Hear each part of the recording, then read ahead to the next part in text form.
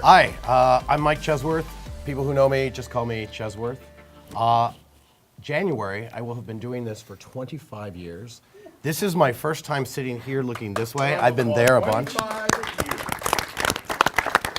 I've done every single thing on set except for hair and makeup. That's the one part that's magic. You just appreciate them and back off quietly. And so I'm comfortable with every part. Most recently now, I'm moving into producing, paying for my own stuff. Because essentially whoever pays for it is the boss. And once you have the money, it becomes real. I've spent the last probably 5 or 6 years in Silicon Valley helping them do a lot of corporate propaganda. And they're all talking about disruption and technology and using that. And so taking that and looking at our industry and thinking, how can I disrupt? How can I use technology? How can I take some of the stuff that I learned there and bring it here in Arizona? And I'm super Arizona proud. Not everybody loves it, but I want to be working to bring more stuff, cooler stuff. And we're primed to become the independent filmmaking capital of the world because we don't have unions and there's lots of things that we can do cheaper. And so it's not something we can really brag about, but that's because then they come. But it is kind of a nice little bonus, and so there's a lot of things that we can do here that can't be done other places. So I'm happy to be here. Oh, do you have a Do we do questions when we're introducing? Yes, sir. already? Joe, already? Wow. Okay, yeah, I would love to. I just thought we were introducing. My name's Jenny. I'm here right now to represent PAs on set, but currently I work full-time. What's your last name, Jenny? It's Jenny Roberts. Currently right now I work full-time as a lead editor at GoDaddy, but I got into the film industry actually almost 2 years ago now, so not very long, but I was a nanny for 6 years before that, and being a PA on set Which is the same thing. It's essentially taking care of children crying and screaming. And I got on the fast track really fast. I got a lot of great opportunities that have led me to where I am now. And I'm hoping here to come try to share that with you guys about how to start from the bottom and really work your way up to the top to make money and to have a steady schedule and that reliable kind of work. Thank you. Wow. My name is Shelly. I have worked in film production since I graduated from ASU. And I'm What's also your an last actor. name? My last name is Boucher. Thank you, Phil. I actually work primarily in commercial film production, which is kind of its own animal in Arizona. So it kind of stands alone as a full-time, hardcore group of crew people that literally pay their mortgage, pay their insurance, create their own 401k, and send their kids to private school, all by creating commercials. So while not as creatively proud as independent film is, it pays the bills. And I've done that, and then realized my heart was in acting, so I went back to acting, which does not pay the bills, you guys. I'm a proud single mom, which is why I still live and proudly work in Arizona. And am so excited for all you guys that want to create movies and bring them to Arizona. I think that's super awesome.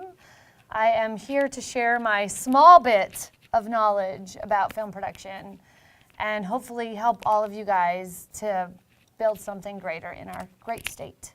Awesome. Thank you, Shelly. Hello, everyone. I'm Phil Click.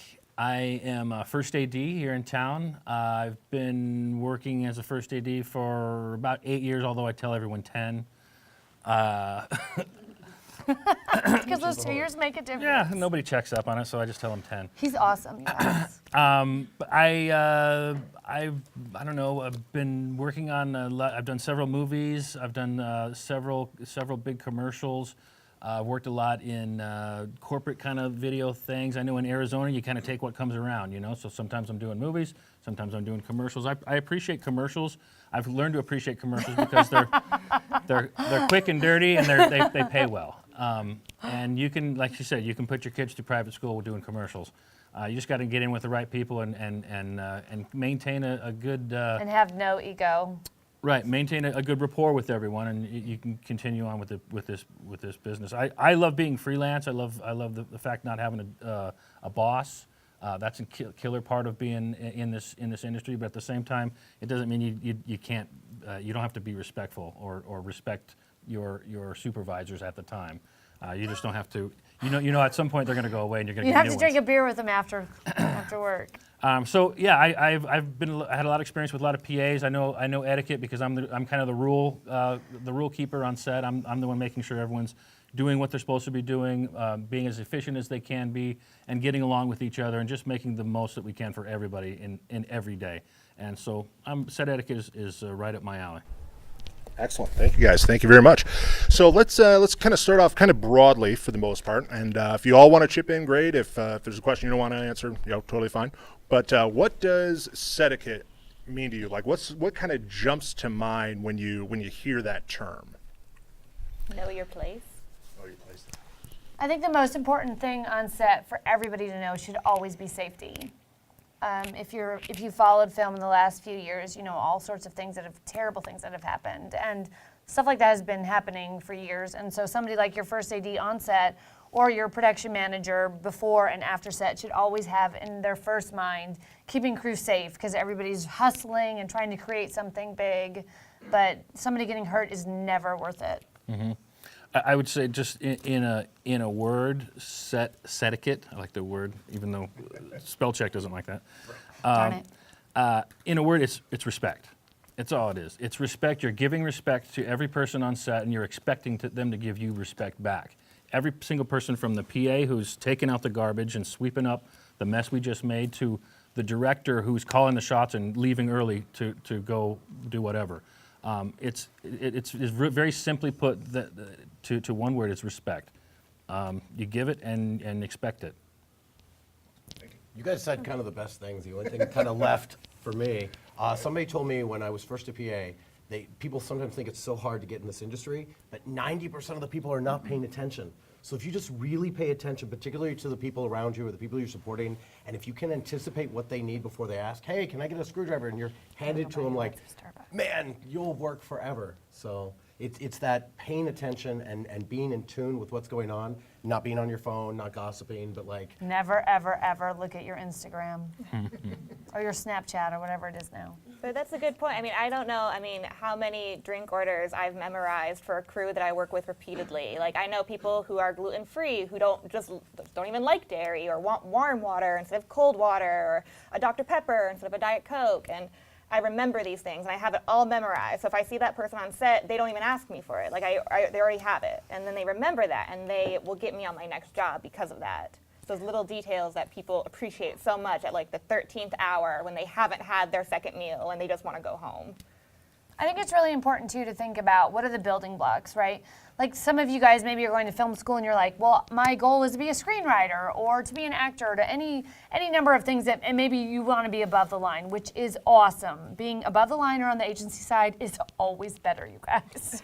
But if you're going to come and work on a film set, you're going to have to start somewhere, and it's more than likely going to be as a PA. So you're going to have to learn those building blocks anyway, so you might as well give your all to those things that stink, like getting somebody's drinks. Oh, that guy wants warm water because he doesn't like it cold, or I have to pick up their trash because that guy was too busy and he just threw his water bottle on the ground. You have to be willing to let go of your ego to learn how to have the ego or to have that next step. Just like in art, you have to learn to draw the circle before you get to be Picasso. Mm-hmm. It's a very good point. Like, I know a lot of PAs who walked up on set and they just say, I'm a director, I'm a screenwriter. And I'm like, no, you're a PA today. And that's the thing is, even on set, I never told people I'm an editor. I said, well, I'm PAing, and eventually, hopefully someday I'll get to be like a lead editor, but we'll see what happens. Even though I was editing full time still, and I was getting paid to edit. But Is that kind of what you guys were referring to when you said to kind of check your ego at the door? Yeah, when you walk in, it's respect. Respect the people that have worked and are a lot higher on that call sheet than you are. And if you can, be humble and realize that everyone's starting at the bottom. There's no shame in being a PA. There's absolutely no shame in doing hard work whatsoever.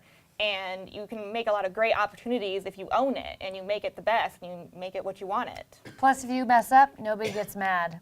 They're just like, oh, they're a PA, it's fine. Except the coordinators. They will get mad at you. They'll remember. PA is kind of a fun time because you don't have the stress. Like the job is done and you get to go home, as opposed to like once you get to the agency and above the line, like You you're don't have to stressed. think about it, yeah. Well, I don't know. I mean, as a PA, I'm the last one to leave the set. And like, I think it's like one of those funny jobs where you simultaneously have no expectations because you're making no big calls, but you have 1,000 little responsibilities where if you don't have that one thing, it's completely like, what's happening? Where are the PAs? Like, the DP's like, oh my God, I'm so hot, where's the water? And then suddenly it's like, oh my God, these PAs are awful. Like, It's like nobody get 'em a notices when water. things go right. Exactly. And, Production like, should be an invisible department. exactly. And like, I mean, you'll have like cups laying out and people are like, where's the trash can? What are these PAs even doing? Where are they? They're hiding on set. And they're like, no, we're around. We promise. We'll get to it. It's a good sales pitch for doing PA work. We're That's for being sure. so positive. Yeah, Mike. Synergizing what a lot of you are just saying now, is the fable about mayo and mustard true in that if you kind of goop up people's orders and that kind of stuff that you're offset, or is that just something that they kind of say is theory in film school? You will be going back to Starbucks if you don't get the right coffee. I can tell you that right now. It sucks. The PA that has to go to Starbucks is the worst PA job that is in existence. But it's like a tip is just to say like, oh, I told them the right order. They must have messed it up. And so you just blame it on the Starbucks Or you hand them your employee. phone and you're like, mobile order it. Yeah. And you check it. If you're a good PA, you don't just accept it. You go through your list and you know Or at you the just, store you're that not it's the wrong. PA You who fix does it. Starbucks. Yeah, You're, like- you're suddenly on a lockup. You'll like take a CYA. Sharpie, write name, make sure CYA. everyone's name with the order and everything. So it's a super big deal. But you won't get kicked off. No, I've they're not never going seen anyone to. They're get not going to kicked ruin your off. career if you get somebody's Yeah. wrong sandwich. So, kind of on that note, what advantages? I mean, you guys really sold it well, but what advantages for people newer to filmmaking or just coming out of film school? Why should they start off as a PA? What do they get out of it? That's the best place to start because you're a spy. When you are, as a PA, you get to work with every single department. And maybe you think, hey, I really want to be on camera, and you work with it and like, man, I really loved art, or I really like this. It's a chance to kind of like career day, bounce around the set and see where you really fit. And for those of you who are like, I don't really know where I want to go, like that's the really best place to start. And listen and pay attention. It's the best place to learn. Yeah, absolutely. And it's also, honestly, being a PA is not a very difficult job. It's very, cleaning, organizing, being Johnny on the spot, but you don't have to know how to use a camera. You don't have to be in charge of making these big decisions. It's a very entry-level position, but you can make such a big wave in that position. You have to be, I don't mean to interrupt you, but you do have to be willing to take one for the team, so to speak. Yeah, absolutely. Whereas like, we just shot a big scene here, we made a huge mess, we need you now to clean it while we go over and start shooting the next one. Now, it's no fun to sit there and rake up and clean up everything by yourself and think, what the hell, they didn't tell me about this in film school, But if you do those things and you rise to be that person, then people remember you for that for next time. And that's called paying your dues. Well, and if you want to work in the film industry, I think you need to kind of think of it like you want to become a doctor. Like if one of you wants to be a DP, right? Similar letters. What do doctors do before they become, they have their own practice? They go to medical school, they do an internship at a hospital. You need to think of it, a PA, as being somebody who's doing their time. You have to do those first steps. You will never get an education in film school like you will get on a single film set. Because people are working for, like if you're working on a commercial, since that's what I do, I can speak for that for sure. You're working for an agency who's spending hundreds of thousands of dollars trying to sell their soda can or their car or whatever it is. And they have a bottom line they have to meet. They have people they have to answer to. When you're in film school, you're hanging out with your buddy. You're like, should we put the camera over there? Oh my God, it might look really cool. It's a totally different dynamic. And you're gonna be observing other people who have to meet somebody who's paying their paycheck and all those things at the end of the day. So everybody's working towards this goal that has a lot more pressure on it. And as a PA, you're going to be on this set on a commercial or a film that is going to have that pressure on you, but at the same time, you have no responsibility of creating that product. But you get to see everybody else create the product. Does that make sense? Just a simple answer to you asked the question, why start as a PA? Because you can. You can't start as a DP. You can't start as a gaffer. You can't And if start. you can, we love you. You rarely, maybe there'd be some crazy stories like that, but if you want to get in the door, like you say, you don't start as a doctor. You know, you have to kind of be willing to work for free. Show that you really want this. How bad do you want it? Are you willing to clean up the set while we go to the next one? Prove it, you know. You will have to work for free. That's a good part. That's the litmus. I That's took the one litmus free of job this industry. though, but then from that one free job, there was a producer, Kieran Thompson, who I worked for him, one free job, and he's like, I'm going to hire you my job next week, and it's paid. And I was like, great. And then I never worked for another free job again. I got every single job from that first job, just working for free, working as hard as I could. And that's what you're talking about, the sandwiches and paying attention to the details. You know, when you're working for free, you're not there for the money. You're looking for opportunities to show your value. You know, where can I be valuable to you? How can I help you? And without you realizing it, and like you said, anticipate. You're going to need a screwdriver. I can see you. Here it is. You know, or whatever. You're looking for opportunities to show your value. That's excellent. That's excellent. So are there, you know, for PAs, are there different types of PAs? Like, you know, if I'm just starting off and I want to do it, should I have the expectation that are different types or different roles that they play on set, or are they just catch-all? It should be you're a PA, and sometimes your assignment for that day, you'll be camera, or you'll be the client, or you'll be doing different things, but you should be able to fit anywhere, and you should never get like, that's not what I do, or that's deadly. I mean, for like as far as branches go, I know there's post PA, so if anyone wants to be an editor, you can be a post PA, or on set, you can be a set PA, or you can be an office PA. So if you want to go into producing, office PA is a great place to start. Like, I mean, sitting with Shelly, I mean, it's great. You'll learn so much so fast. And then there's set PA. In set PA, you'll also learn so much so fast, but you'll learn a lot more about how the set operates. And you're literally thrown into everything. You have to be able to help out, you know, everywhere. But like, you're not expected to know any G&E stuff. You're not expected to know any sound stuff. And again, this is Grip and electric. Grip and electric stuff. So like, and I work with Shelly mainly on commercials. Like if I went to G&E and started taking down a stand, someone might be like, what are you doing? Like, you're not really supposed to go into those departments. You can help out. Although at the end of the day, they won't mind. Yeah.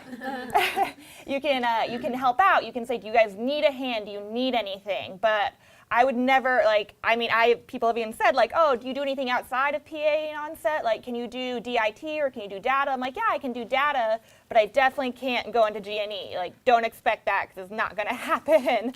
But, I mean, you really have to know the whole layout and, like, what their mission is for the day, what your mission is, and how to progress it. If there ever was an argument for why we should still be making features in Arizona, this could apply. So when I got into film a few years ago, not quite as long ago as Mike, but I worked on a movie called Eight-Legged Freaks. If you guys have not seen it, it was shot right here in AZ. Woot woot. I was the locations PA, so I was in charge of locations, which at the time, I'm telling you, in my 20s, I had no idea what that was. It was my second job. But their set of PAs and those ADs, man, you guys, they ran them so hard. There was a PA who mainly did lockups on set and set all the other PAs on a lockup to call rollings and cuts. A lockup, so to make sure nobody came in and out of a door or spoke while they were shooting. There was a PA who carried around a backpack of walkie batteries. So if your walkie died, you did that. And at the end of the job, he was responsible for all the 100 walkies that the crew had used during the time. Talk about some serious pressure. There was a PA who did the lunch count, who counted all the people who went through lunch to make sure when the last man went through, the half hour of lunch began. There was a PA who did all the transportation of getting the SAG actors through the Teamsters on vans on set, right? So everybody there had a very specific job. And I believe while they don't shoot very many big budget movies in Arizona anymore, they still run them like that. Whereas now, like Jenny was saying, or Mike, you know, people have to jump in, or you can say like, hey, I really want to work in camera. Can I help out there? And I really think that Arizona has an energy where people are definitely inviting in new blood. So if you guys want to work, please, please volunteer and step up. What's the other thing? Oh, and if you guys don't work in production and you move on, what also Jenny said I thought of was like, you should always be networking with people that you meet. You should always be like, hey, Cassandra, I want to learn this. Could you tell me about that? You guys should always be looking at getting better in whatever your passion is in your life, not just production, in everything. So you can apply that to PAs or any other career that you guys can pick. I love film. I've seen you talk about specific PAs on set. I've seen PAs in specific departments, camera PA, Right. grip PA. What that usually the reason that will happen a lot of times is because, like you said, the production will realize that a particular PA is like wanting to go towards that field or something, and so they'll put them there. Another reason they'll do that, and a producer trick, is to basically turn a PA into a second AC and pay them as a PA. Don't do that. But they're now working as a second AC, which is great for everybody, frankly, because the PA doesn't care. They're there for work for free anyways. So so now they're working as a second AC, learning the trade, but technically they're as a camera PA. So there's a little gray area flubs that kind of overlap each other, but they can help each other out if you use it wisely. I just want to interject one thing. Sometimes I've found this a lot on set. When you're the second helping the first, or a PA helping, you never really totally know what your job is until you get to be your boss and like, oh my gosh! And then when you go back down, you're like, now I know what to do. And so one thing you'll see on set is people will move back and forth a lot of times. And so luckily I tend to be a nice enough person, and so it didn't burn me. But once upon a time there was craft service, and so I'm having to interact with the person doing craft, and the very next job, they were running the set. And I was like, wow, so you just never know who people are and what the next job will be. And talking about working for free, there was a point where I hadn't worked all summer, I was getting really nervous, and I got called to do a documentary film, and I was like, yeah, sure, I'll do it, and then it was for free. And I was like, oh, I'll help you. And it was awesome, and we did this thing, and I became very close with them. And the one guy's college roommate started the best funded tech company in Arizona. And for 3 years, I flew around the world and had an unlimited expense account and had this amazing job because I worked for free. So one thing I found, and I'll just kind of put this in your head, whenever you get paid for a job, you get paid. But every time you work for free, you kind of get into the next level. Maybe you work for free and you get into the industry, or maybe you want to be the next level. When you get paid, you get paid. But when you work for free, that's your chance to step up. Find a way to build your relationships. And that's really important. You never know who's going to get you your next job on set. Some of the grip and electric guys that I've worked with, the first time I worked with Tim Knight, I didn't even go into grip at all. I didn't help them out at all. But I made sure that he had his water. I made sure he had his coffee. I made sure that if he asked for gum, I had gum for him. And he got me my next job after that. And I was like, wow, I didn't even know that you even knew my name. But people are always watching. People want to help people out. They want to work with people who are good to work with. If they don't like you, you're not going to get your next job. You got to be, willing to help them out, willing to go that extra mile. And then for whoever's on set, I've gotten jobs from Leanne and Scripty and people who just recommend you, oh, if you're looking for a PA, this girl's great, get her a job. And that's how it starts. That's how you can make a really decent living off of it. That goes back to what I mentioned earlier about respect and respecting everyone on set, because you seriously don't know where your next job is coming. I have a story where I was working on a big commercial with several PAs, and one of the PAs was brand new, and he was really struggling, and he didn't know really what to do, and he was making a lot of mistakes, but I could identify with him because I remember being a PA for the first time, and everybody needs a little bit of help, and they need a little bit of understanding here and there. My producers were ready to get rid of him. They were ready for me to replace him the next day, and I told him, he's already been with us for 2 or 3 days, let's keep him on. Anyways, so I pushed for him. We kept him on, and he struggled to get through. Even all the other PAs hated him.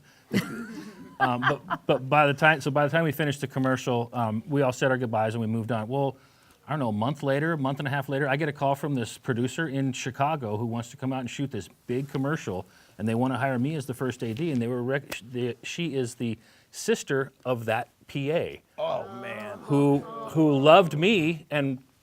She called him and asked him, what do you know? She said, oh, here's a great first AD. So I got a fantastic job from a guy that you really wouldn't have ever expected that. And it was, again, I didn't do it for the job. I did it because that's what you do to people. You treat them well. It's about that respect, giving it and expecting it back. But it can pay you back in ways you don't expect. I think you need to think of a set especially because a lot of you guys are already out there making your own things, which is awesome. And so maybe you're like, well, I don't need to know how a PA is. I need to know how to set that tone on my set, because it definitely starts at the top, right, and rolls down. And PAs, unfortunately, are often at the bottom of the hill. I think you need to think of production where it's so easy to think of it as a ladder. I'm trying to get above the line. I'm trying to get up the call sheet. I'm trying to get. But I think if you guys approach it like it's a circle, and we are all making this wheel that will roll together, you will have a much better energy on set, everybody else will get along better, and you'll have a better chance at having more fun in the future. So if you can set that kind of tone from the top down, so that top of the wheel sets the role, if you will, I think that's a really good place to start. And be patient. Don't expect to be a director right off the bat. You know, wait for it. Wait for it to come. And if you are, call us. But the thing I want to add is that now I'm moving more into producing and executive producing. There are things that I learned as a PA watching this producer do it really wrong and destroying the morale on a set. And then this one doing it in an amazing right way that I saw as a PA that I'm like, and now I can use that. So even when you're a PA, be paying attention and be learning and see people who do things right and when people do things wrong and learning how when it's your turn to be that, who are you going to be like? Excellent.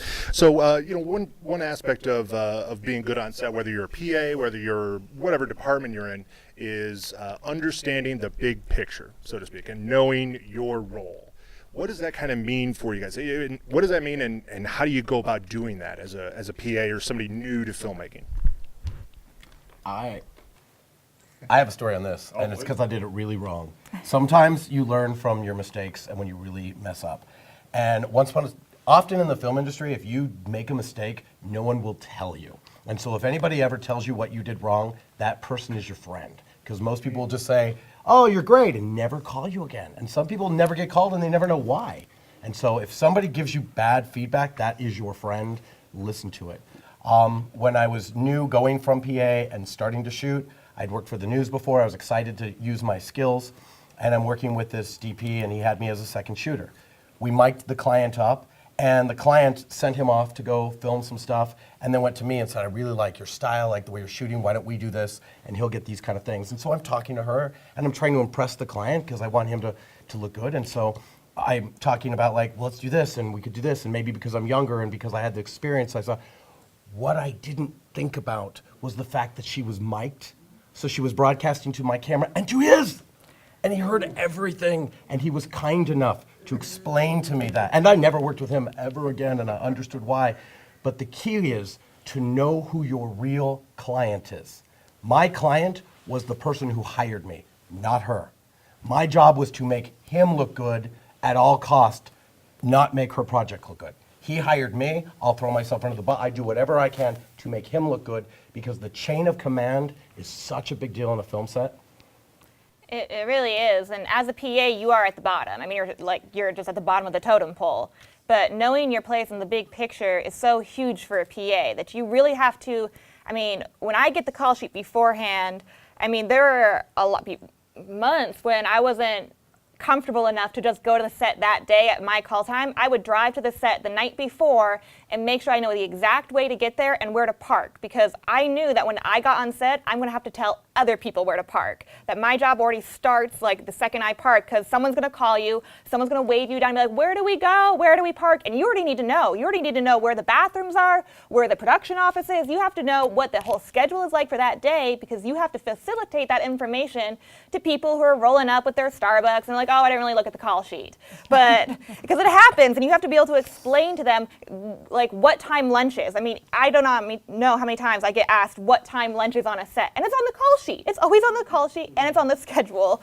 But people just don't know, and you have to organize it. You have to set it up. You have to, get this whole big picture and encompass yourself around the set so you can ask these little questions and be Johnny on the spot with answering them. And it's super helpful.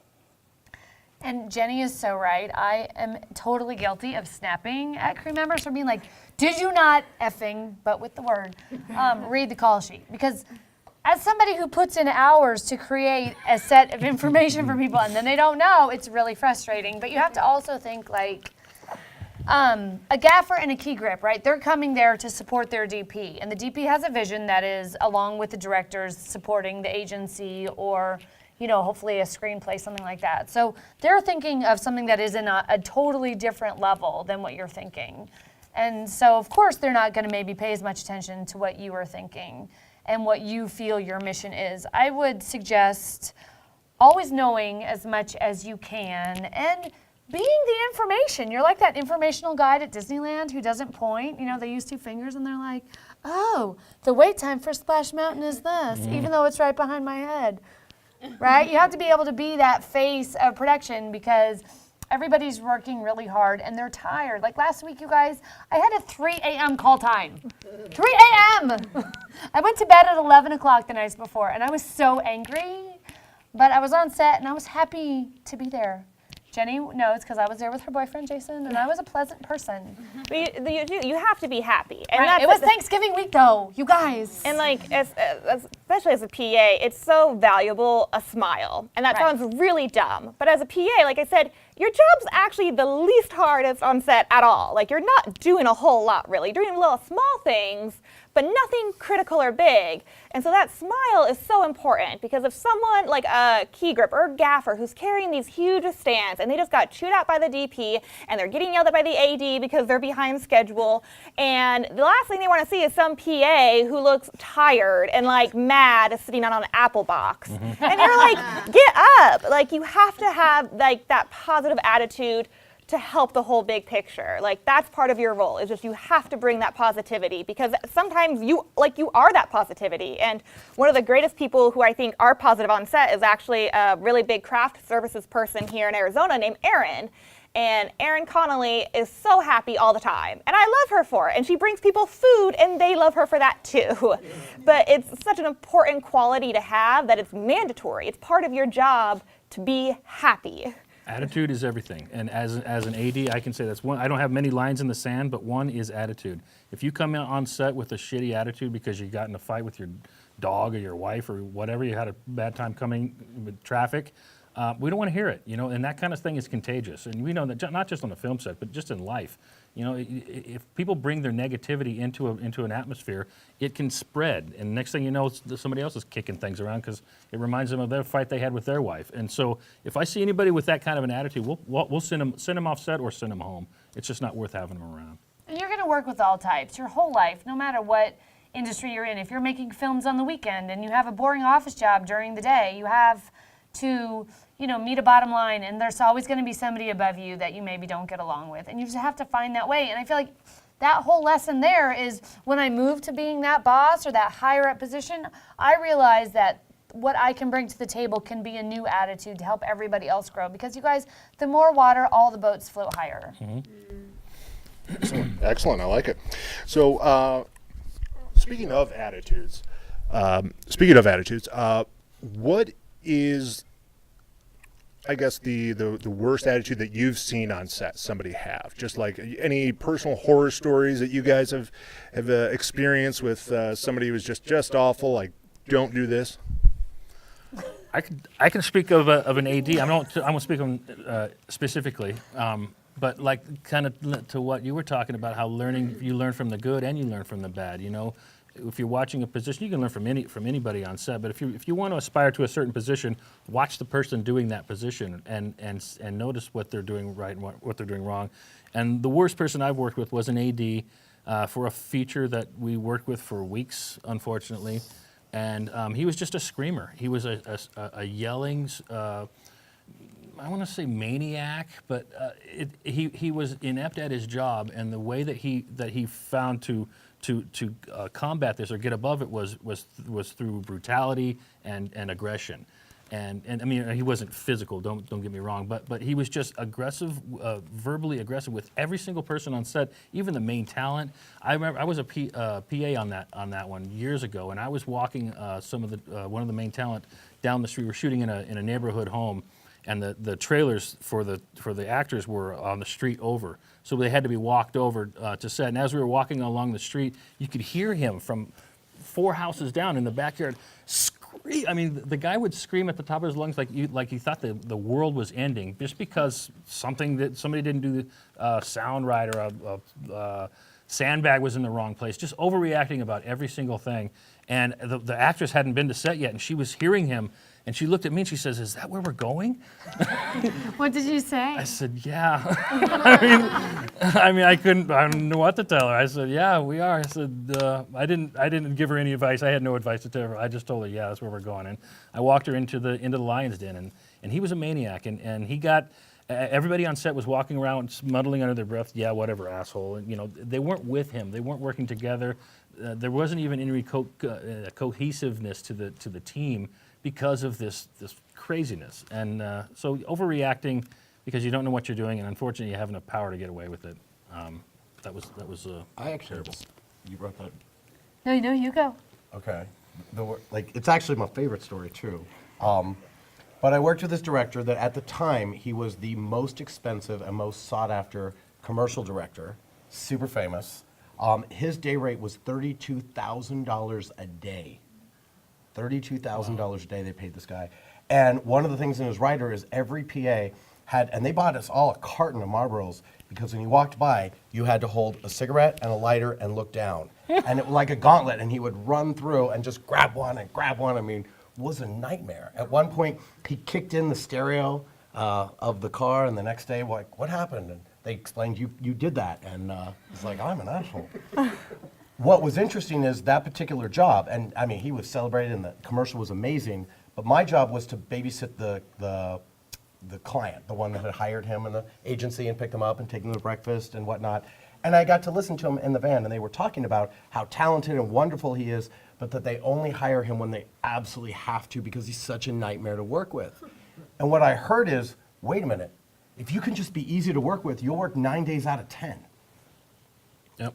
And so in the beginning of your career when you started, and that's what I made, is I always want to be easy to work with, easy to work with. And I see a lot of photographers, I see a lot of film people who throw their weird logos over the stuff, like, and I think, man, that guy's an asshole. Like, I'll see some bride thing and somebody's got their weird branded logo. Nobody thinks, oh, she stole the picture. They think, that photographer's a jerk. Or some people are like, this is my footage and I don't want to share. Like, easy to work with, because then people will want to work with you again. You have a horror story, Jenny? I mean, same with just Phil. I mean, I've seen directors and producers. I mean, I've gotten yelled at. I've seen them yell at people. I've had yelling on the walkie. I mean, it's just a nightmare. But when that happens, and then nobody's happy. But I think like the worst attitude you could have on set is you just don't want to be there. And that's the thing, is that there are several times when the night before a shoot where like your call time is 3 a.m. or 4 a.m. And like last December, I mean, it was raining and it was cold. My call time was 4 a.m. and like I had less than an 8-hour turnaround. And I was like, God, I really like, I don't even want to be there. Like, I don't want to go. And like my boyfriend like had to remind me that, you know, there are people who will work for so long and never get to be a PA on that kind of set. And that I am really fortunate and very lucky that I have these opportunities and that I am where I did get called for that set and other sets like it. And you just have to remind yourself that, you know, we are very lucky to be doing what we love and getting paid to do it. And that's not a lot of people can't say that. And so when you show up and you just don't want to be there, or you think that, you know, like, whatever, I'll be on my phone, I'll be on Instagram or Reddit or whatever for the next 3 hours, like, no, there are people who are working really hard who gave everything just to be there that day. Like, you should do the same. So I have two things to add. One is I'm totally naming names. So you guys know they shot Transformers 3 here last summer on the 303 in the West Valley. Does everybody know that? So Michael Bay, huge asshole. Can I say that? Okay. So you guys, I was not on set, but the PAs, he did not allow any water coolers, which Arizona in the summer, am I right? And so they had to carry around these bags. Were you there? Yeah, I was actually one of the local PAs on that. And like he wouldn't let you guys carry water, right? Nobody could go to the bathroom. I know, like literally I had to have a medical call at right as we were closing just Right. to be able to go pee.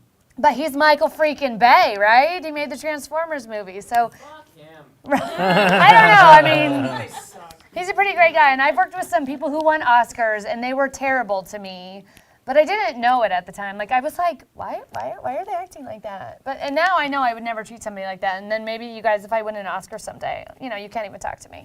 But, We'll see. Oh, what was my second story? What did you finish with? Darn it. I don't know, but it takes all types to make the world go round, and I think that you just have to learn from the people who teach you terrible things, and you grow and you become better.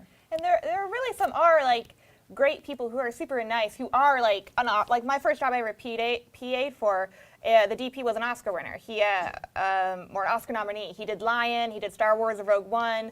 We were doing an insurance commercial, and I was talking to the project manager about it, and I was like, man, that is so cool. It's Greg Fraser. I was like, that's really cool. Like, I've never been around someone like that before. Like, I watch the Oscars every year. Like, this was like me fanboying. And he's like, oh, I'm sure you could probably meet him. And I was like, no, I don't want to do that. Like, I want to stay very far away. And so, hours go by and I'm getting lunch and I have my lunch and I'm about to go sit down at the table and the project manager pulls me aside and he's like, Jenny Roberts, meet Greg Fraser right here. And I was like, oh my God. I was like, I'm a big fan. And he's like, oh, really? Like, what movies do you like? I was like, well, my favorite that I like is Zero Dark 30. And like, he let me talk to him for like 5 minutes about like the shots of the helicopter on the mountain that I liked in Zero Dark 30. And he was super nice about it. Like, some people really like are so great to know and interact with, and like they don't care at all if you're a PA or whatever you are. Some of them are absolutely horrible, and I've worked with those ones as well who like don't even look at you or acknowledge your existence, and you're like, cool, like on my way. But some of them are really, really nice, neat people, and they just want to get to know you and like want to help out. And those are the stories you remember, right? The horrible day you had at work, the horrible person who cut in front of you in traffic, that's what you remember. But all the people who waved you by or saved you a parking lot during Christmas shopping, that's what you forget. So I think you have to, while we're all telling you guys horror stories, the majority of film production people are nice, I promise. Can we tell a good story? Yes. Yeah. Let's share a success story. Yeah. All right. This was a producer that I saw. I thought was super smart, but I had been kind of siloed in doing a lot of corporate stuff and tons of money. And I was wanting to hang out with a lot of my commercial friends. I hadn't seen them in a while, so I went to go do this project. It was not paying anything, low budget, and I thought I'd drive up there for Sunday, help out for free. And about halfway through, the producer came up to me and said, hey, I really appreciate you coming in, volunteering time, and handed me a $100 bill. And I was so impressed because I just went there to go hang out with my friends. I was going to work for free. And then I watched him do that to everyone, and he had budgeted it in. And we all worked so hard because we were so shocked at, if I had gone out there for $100, I would have been like, this is low. But because I thought it was free, and then he paid me $100, like, I felt so valued. And I looked at it and I was like, I want to be like that guy. Yeah, I've had paychecks come in before where I had an extra $200 on the paycheck, and I was like, this was a mistake. And I like text the coordinator, and I was like, hey, and he's like, no, you earned it. Like, you worked really hard that day, you get that money. And I was like, wow, like that was Ryan over here up there in the audience, a PA. He worked so hard one time, that first AD just gave him his paycheck. It was for free. And like they were working for free. I mean, they're really great stories. And personally, like too, that I was a PA. I was only PAing for about 3 months at this time, and we were on this shoot for Google. I could probably say that now. It's been a year. And the VFX company Framestore was there. And I don't know if you guys know them, but they're the ones who did Gravity, and they won the Oscar, and they did Blade Runner, and they won the Oscar. And the founder of Framestore was on our set. And being a PA, I got to go through every department and talk to people, and I got to talk to him. And eventually, after many discussions, he's like, well, what do you want to do? And I was like, I want to be an editor. And he's like, well, we have a New York office. And through that, I actually got an interview at their New York office for a position. And like, that was just one of those, I was like, holy crap, like, how did I even make it this far? Like, I'm definitely underqualified, but it was a great experience. And then a couple months later, I got befriended another director on set for GoDaddy.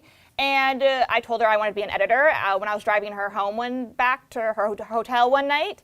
And she's like, well, I came from a production company in New York. They're looking for editors. Like, let me give you their information. And so she did. And that company hired me, and I got to go out to New York because people on set really do want to help you. There are all like nightmare stories. You will get yelled at eventually. You will see people get yelled at. But really, everyone's there to help you. Everyone's pretty nice. Everyone's been where you are. Like, almost, I haven't met one producer who said he didn't start out as a PA or she didn't start as a PA. Everyone did. Everyone's been there. That goes to kind of what I was saying, like, wait for it. Don't expect it tomorrow. Don't expect to get there next week, but just keep with it. And look back a year later and you think, wow, look where I was a year ago. I didn't realize how much I've come so far. But if you just one foot in front of the other each day, a little bit at a time, you get there, and enjoy the journey. Awesome. Excellent. Thank you so much, guys. All right, so we're going to take our networking break here. So about 15 minutes or so, chat amongst yourselves, swap cards, talk shop, build up your contacts, meet somebody, and then we'll be back here in 15, 20. You guys all have a few here that we haven't covered. Where I kind of want to start off is a few of the kind of like the nitty-gritty, the details of working on a set. Like, for example, how important is knowing and understanding and using like on-set lingo, like all the little nicknames and slang and that kind of stuff. I want to know what Shelly's going to say. Why are you looking at me? Because I feel like you have a strong opinion on this. I do too. I have strong opinions on politics, but that's about it. And you guys can guess. Anyway. Oh, Arizona.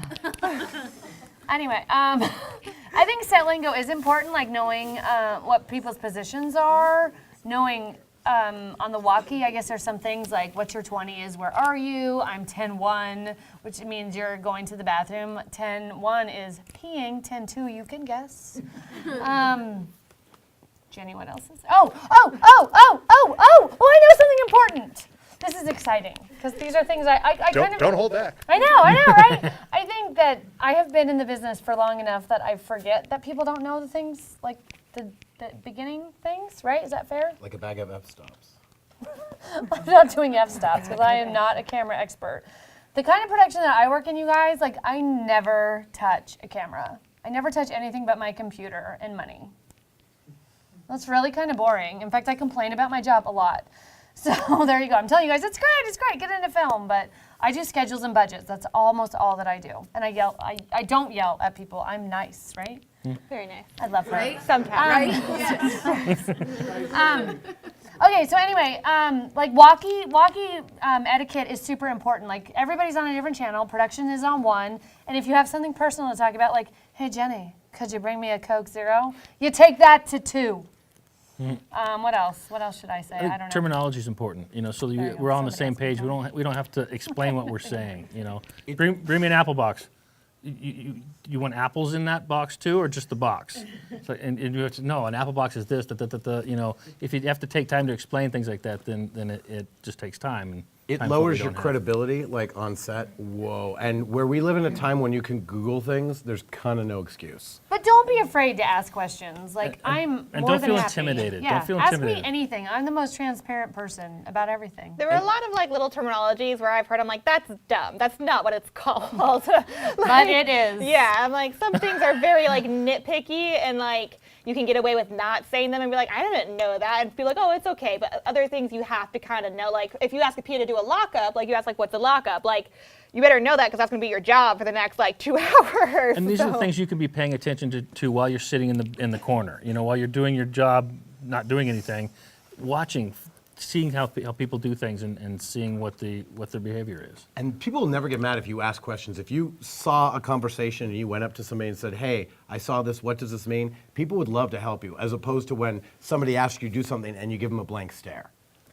Or you just come ask somebody like me. Yeah, I'll tell you. if you never know how to do something, don't say, oh, no, I don't know how to do that. Just be like, okay, well, I may not know, but I can go find someone who does. Like, never say no and leave it at that. Give them another suggestion of how they can get that task accomplished, because they're coming to you. But don't ever say you can do something if you don't know how to do that. Like, for example, this guy named JJ is a great DIT here in town, and he asked me if I could do something one day. And JJ's DIT, he has a huge computer setup, thousands of dollars. And I was like, honestly, JJ, I do not know how to do that, and I don't feel comfortable doing it. And he's like, okay, fair. Thanks for being honest, because if you mess it up, you could really break something very expensive or lose an entire day's worth of footage. And that would be very, very bad. But at the same time, there's that fake it till you make it kind of thing where sometimes you have to say, hey, do you know how to do this? Of course I do. And Hey, then you yes, learn, man. and then you go ask And then you learn the hard way. But you got to kind of navigate your path. The areas where you can like get away with not knowing, and the areas where you're like, oh, that's a little too far for me where I don't know. Like, don't pick up, don't say you can like set a setting on a camera or something if you've You'll never know. held a red before or whatever. Don't do it. But Although I have seen people try. yes. A good rule of thumb, and like I said, you're never going to really understand your job until you get to play the role of your boss, and then you go back and be like, oh, this is what I'm supposed to do. But you can kind of simulate it if you just think, well, if I were this, what would I want? And you would want somebody who is helpful. You would want somebody paying attention. And so when you just kind of get outside yourself and think about that, it's going to really help, because all of this is common sense, or should be. Excellent. So mistakes happen. Right. Obviously, you do your best to avoid them. what happens when you make a mistake? Own up to it. The biggest mistake I ever made on set was I lost the executive producer's credit card. That was the biggest mistake I've ever made, and I cried. I went to a Starbucks run and got given it by the first AD. It's like, sure, yeah, I've done it a million times, and drove to Starbucks. Somehow it got lost. The first thing I did was drive back to Starbucks slowly with my windows down and retrace the exact route I went. And at first I told my first AD, like, hey, there's an issue, but the other PA at the time, he's going to fill in. I just have to go back to Starbucks really quick. And I'd worked with this AD for a long time, so he's like, yeah, sure, go right ahead, take care of it. And I was like, thanks. Went to Starbucks, I had called them, I went through all their trashes, in the bath, everywhere. Like, I wasn't even in the bathroom when I looked in the bathroom. Like, I had talked to the manager, I was like, look, this credit card's missing, it's gotta be somewhere. I tore apart my car, it wasn't there. I looked forever, and I couldn't find it. And so finally, I went up to the AD during a break, and I was like, look, I've made a big mistake. I've lost this credit card you gave me for the Starbucks order. You know, let me know if I need to talk to the coordinator and the producer whose card it is. And he's like, I really appreciate that. Let me just go tell them first, and then, you know, it'll be no big deal. It's fine, don't worry about it. You know, if any fault comes down on you, I'll take it first before you. And I was like, well, I really appreciate that, but again, they can talk to me, like, I'm not afraid. And so he told them, and the producer and coordinator actually came right up to me, and they were like, hey, it's an accident. It's okay. Like, you did everything you could already do to try to fix it, and, like, that's amazing. Like, thank you so much for going out of your way to do all that stuff, but it's okay. We'll just cancel the card and get a new one. And I was like, oh my God, you just like thanked me and I lost your credit card. But they were so surprised and so shocked that I took that extra step of my due diligence to try to rectify my mistake that they actually ended up hiring me back. And when they came back 2 months later for another shoot, and they're like, no, we love you. Like, in fact, we actually trust you more because if you made a mistake, we know that you're going to tell us and that you're not going to let it fly by. That's a great. So this is the key, is like, if you make a mistake, you know, try to fix it, but let them know, and let them know quickly so it can be fixed. If you slow it down, try to hide it or deflect it, it's death. Mm-hmm. That's not just on set, but anytime you're in an argument with somebody, if you just kind of own up to the situation, quit trying to make him-haw and make excuses about why you did or didn't do something, takes the argument right out of it, takes the wind out of the argument's sail. It's like, yeah, you're right, that was stupid, I shouldn't have done it. Anything else? I mean, unless you just want to beat me up, you know, about it, which they may still, and you'll allow that. But if you just own up to what you know you already did, and just say, yeah, I did it. You're right. That was dumb. You know, whatever consequences I'm ready to accept. That's it. I've done it to people and just shocks them because they're ready for the battle. They're ready for the fight. You know, it's like, well, I wouldn't have done that if so and so, or you know why I did. It's like, don't make excuses. Just move on. Great tips. Great tips. So, audience questions. Who's got some? We have an amazing amount of talent and experience up here. Who's got one? Anybody? Kind of going back to what you guys were talking about in terms of asking people what they don't know and being individual, you should be able to find out everything. If you don't know something in the moment, is it better to look it up or to ask? Ask. Who? Is there someone universal on set? Who do you ask? Well, everybody on set, your key has their best boy, right? You guys all, does everybody know like the basics of like the crew breakdowns of crew? So I'm not like saying foreign things. So in the production department, you'd have the PA track. If you stay as a PA, it's the producer track, right? So you go from PA to maybe a coordinator to production manager to a producer. So you just need to look at that person who's above you. And a lot of times on set, there's also a key PA or a PA who thinks they're the key PA. So yeah, just ask that person who you know knows more than you do. Don't be You afraid. usually have a direct supervisor in whatever department you're in. You can go to them usually and say, hey, like you're talking about with the credit card. You know, I mean, your direct supervisor was the AD. It might not be the AD. It might be the head of whatever department. If you just go and tell them, like you did, just humbly, hey, this happened. You know, what do we do about it? And then it goes up the command from there. Sorry. No, I was going to say, it may come back and bite you, but being honest is the best thing you can do. So Tyler sent us some questions ahead of time, and he's like, when should you speak up on set? And if you don't agree with what is happening creatively, tell your best friend or your significant other. But in the case, like what I mentioned earlier, what I think is so important is safety. Like, so everybody knows who Sarah Jones was, right? She's the camera person who died on set because nobody spoke up. And that was a horrible thing to happen. And I've seen people, I saw a script supervisor when I was a PA get trampled by a bull because everybody, so bulls always run home to a specific spot and they set her up like right where the bull's pen was. And the bull missed her, is that your this artery, that super important one? Carotid, thank you. Like missed her by like millimeters and she could have died, right? And so, because nobody spoke up.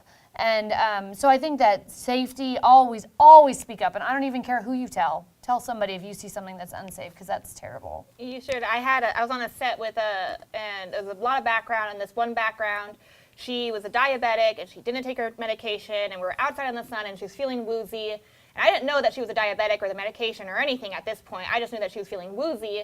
And so I was in charge of the background and moving the towel and wrangling them, so I had another PA take her and just go sit in the bathroom in the shade and get her some water.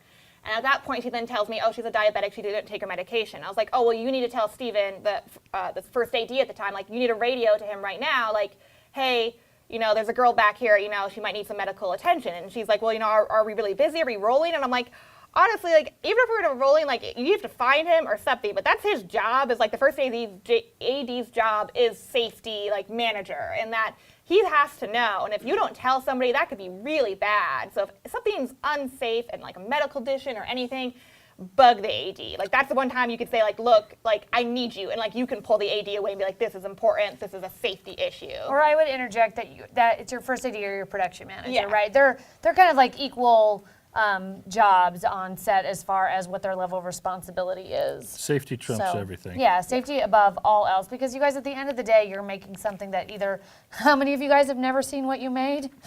Or It's not. maybe never finished, or you're making a commercial or a video. It doesn't matter. It's not worth somebody getting hurt. It might not even be something that you need to stop the presses and stop the cameras to address, but it's just something that you need to let someone know. I mean, an example, I was thinking that the other people here that I've worked with in the past when I was first starting out, Jason, as a matter of fact, on one of the first sets we worked on in a train yard, we had a U-Haul truck with equipment, and we were working out of a real train. So they had a couple of like 2x6s going from the truck to the train that we were transferring product or equipment and people on.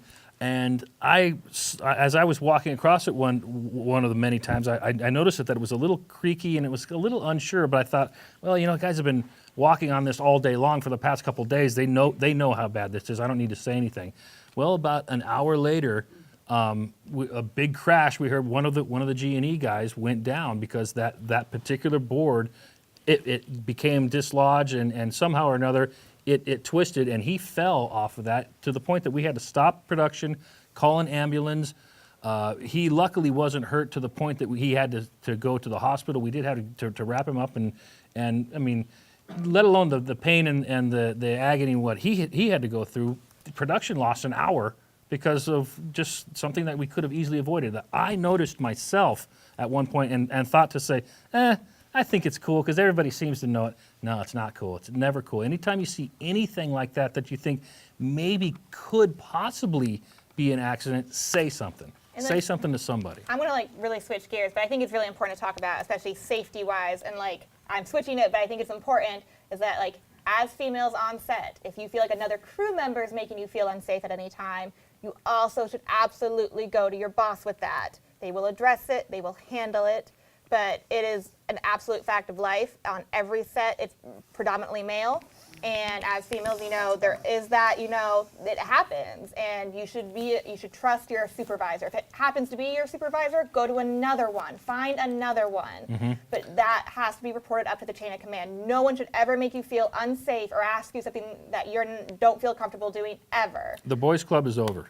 The boys' club is over. There's no more looking the other way or just thinking boys will be boys or whatever. And you can rest assured that the people in authority, in positions of authority, like the AD, does have your back and will listen to what you have to say and will take you seriously. And it's worth saying something. We worked on a movie where we had to kick somebody off of our movie because there was some sexual harassment going on that I didn't even see. Somebody famous. Yeah, it was. So, well, don't anyways, need to say no, I'm not. But You can probably guess already, but my point is that it was going on in back rooms that I wasn't aware of, and I didn't see. If I would have seen any of the things that I heard of happening, I would have put a stop to it in a second, and I would have rectified it at the time. But it didn't. It wasn't in my eyes, and the people who were victims of this, I guess, didn't feel a place to say something at the time, or it ended up coming out later and action was taken. But unless we know about it, we can't do anything about it. So if something's going on, say something, and rest assured that we got your back.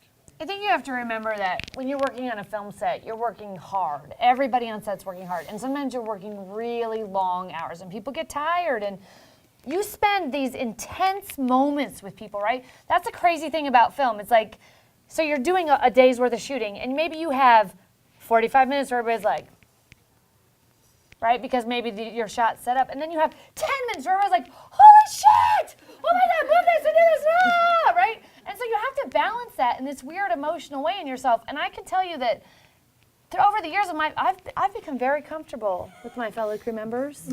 We joke around. We say things that are probably completely inappropriate in the corporate HR world. That would never, ever fly. But that does not mean, like Jenny said, or Phil was saying, like, that nobody should make you feel uncomfortable. But that's like the weird thing about film is where you become like this incredibly dysfunctional family and you might allow things, but you know, like the boys club is over 2018 and in the future you should not allow anybody to cross your line while still understanding that people who work in film are a little different. And like, I mean, other crew people will have your back. I had comments made to me by someone who works here in Phoenix regularly, and I was really uncomfortable by it. And I went to the AD, and he's like, okay, well, let's go to the coordinator, and we'll ask him to go off set. And personally, at the time, I was going through my own stuff and my own understanding of the things. I was like, I don't know if I want that to happen because I don't want everyone to know. Like, I was embarrassed. I was ashamed. I didn't feel like I should say anything. Like, all those reasons why people don't speak up is because it's really embarrassing and, like, shameful about it. But I was confiding in another G&E guy, much older guy, who's been working in the industry for years, and I told him about it, and he's like, you need to tell him that needs to stop. Like, you kick him off set. We don't want him here. And, like, the least likely person I figured, like, would stand up for me. Like, G&E guys are, like, considered, like, these big, brooding, like, guys who don't really talk to anybody and they smell bad. But, like, I mean... Not all of them. But he was so nice and so understanding. It was like, no, like, don't worry about that. Like, people will have your back. Like, the crew here, they're really tight-knit in that way where if someone crosses a line, they'll have no tolerance for it. Yeah, but you know, you don't want to spend 12 to 14 hours with a jerk. You don't. You don't want those people on your set. In whatever way their jerkness manifests itself. Absolutely, absolutely. Guys, big round of applause for our fantastic panelists here. One more time, down the line, who are you? Where can we find your stuff? What do you work on? Mike Chesworth. You can go to chesworthfilms.com, and I have everything there. Facebook /Mr. Chesworth at every social media. I'm Jenny Roberts. I actually don't have a card, but if you're on Facebook, I responded that I was going to the event, and so you can add me, and I'll add you back. And yeah, so let me know if you have any questions or how to get a hold of coordinators or the right way to bug coordinators about getting on set. I'm Shelly Boucher. I work as a production manager and as an actor. I do have cards. Please take them from me because I never get to give them away. Although I'm like Jenny, I'm trying to get to my 5,000 friends on Facebook, so feel free to friend me. Other than that, I'm so not cool. I'm like the biggest nerd in the room, so you could just talk to me. I'm Phil Click, first AD. I have some business cards here if anybody wants one. I'm also on Facebook. Find me, and let's be pals. Awesome. Thanks again, guys. One last round of applause. Please stand up. Thanks for coming, you guys. Yeah, thanks everybody for coming out. Thank you for